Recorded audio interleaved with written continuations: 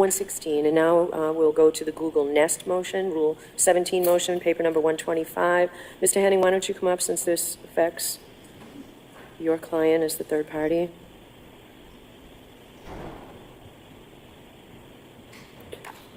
Okay. So why don't I hear first, I'd just like you up here, why don't I hear first from Mr. Jackson? Sorry if it makes it uncomfortable for you standing there. Why don't I hear, I guess you'll have to take a seat. Why don't you just sit down? Thank you. I'm sorry, Mr. Henning. All right, Mr. Jackson, I'll hear you on your motion. Thank you, Your Honor. There's very little question that the security camera footage capturing the interior and exterior of the Albert home, the scene of John O'Keefe's death, is evidentiary, it's relevant, it's material to the defense, and it should be material to the prosecution, I would think. It should be material. I have a proposed order from the Commonwealth, so I don't know that there is that much of an opposition to There may this. not be, but there may be an opposition from, it sounds like Mr. Henning has some things to say as well, and so my comments are directed as much to that as it is to the Commonwealth.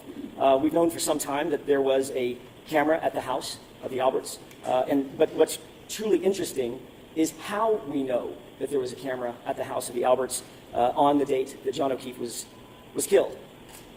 We know that there was a camera at the house, Your Honor, because a grand juror asked Brian Albert during the course of his testimony about the camera. It wasn't the Commonwealth that asked that question. The assistant district attorney went through 26 pages of questioning at the grand jury, a full panoply of questions surrounding the circumstances of John O'Keefe's death on January 29th, 2022, and not a single question was asked about security footage that did or did not exist at the time. A grand juror had to step in and ask that question. And that's interesting in and of itself, but this is a longtime law enforcement officer, Brian Albert. I'm actually going to interrupt you. Mr. Lally, is there any objection from the Commonwealth? So as it pertains to the motion being allowed, no. The only objection, and that's why the Commonwealth filed a modified proposed order, because it's seeking records from Google. Okay, so we'll talk about the proposed order. Before I hear you, because we have so much to do this morning, Mr. Jackson, I do want to hear whether Mr. Henning is objecting to this. Come to a microphone, please, on behalf of his client.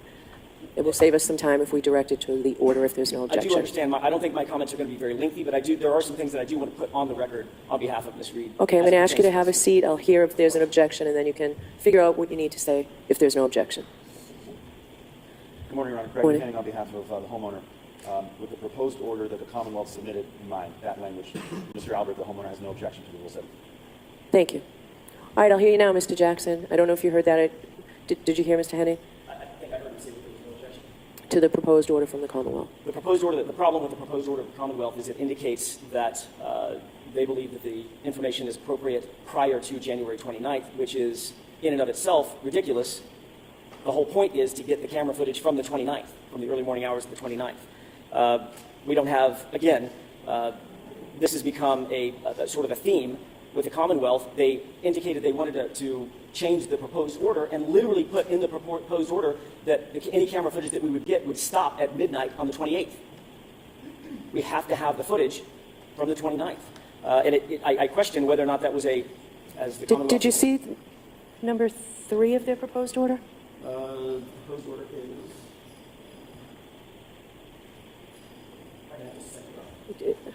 I read it as it's asking for a longer period of time than you requested. It's more expansive than what you requested, Mr. Jackson. Number 1 says activation or setup information for any Google Nest camera registered to Brian Albert or Nicole Albert prior to January 29th. Right, that's 1. Number 3. The Commonwealth's proposed order is more expansive than the defendant's proposed order. If there's an objection to that, I'll hear you.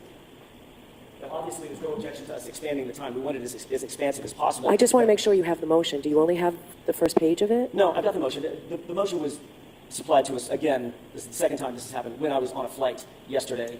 Mr. Yannetti, did you receive this? Yes, Your Honor. We both received it. I mean, I can read it on my phone as well as I can read it on a piece of paper. My issue is, as I indicated, I want to make sure that the proposed order extends to the early morning hours going through January 29th. As long as it does, then obviously we're on the same page, and I have no issue with the Commonwealth's proposed order. I want to make sure that, and I don't have any issue with the Commonwealth's proposed order as it relates to other Google apps, for lack of a better phrase. The activity apps, financial apps, things of that nature. That's not what we're interested in. We're interested in Google Nest data. So as long as that proposed order includes and encompasses January 29th, then we have no objection, obviously. Mr. Lally, am I reading this wrong? No, Your Honor. Actually, number 1 that Mr. Jackson was taking issue with is actually directly copied from his own proposed order. Number 3 is, as the court noted, a more expansive time frame that goes up until 8 p.m. because if there were to be video footage, the Commonwealth would be seeking that to expand beyond the police response and everything else that's been taken issue with over the course of this case. So the only differences between the Commonwealth's proposed order and the defendant's proposed order is, number 1, excising any sort of other Google account information. Which And I is think Mr. Jackson relevant. just said he didn't have an objection to that. All That right. and expanding the time frame. That's Okay. it. The only wording that was changed under number 1 that we have an issue with is again, we believe it shouldn't be prior to, but inclusive of January 29th, any setup inclusive of January 29th, as well as the end of that same paragraph that indicates that the request is for information from any on-site activation by the residential user and not an activation that might occur at point of sale. There is no such thing as point of sale to our knowledge of a Google Nest activation system. In other words, the setup, I think that's a throwaway line, and I think it should be stricken from the order because it's confusing. There is no point of sale activation that we're aware of for Google Nest systems. But other than that, that's relatively pro forma.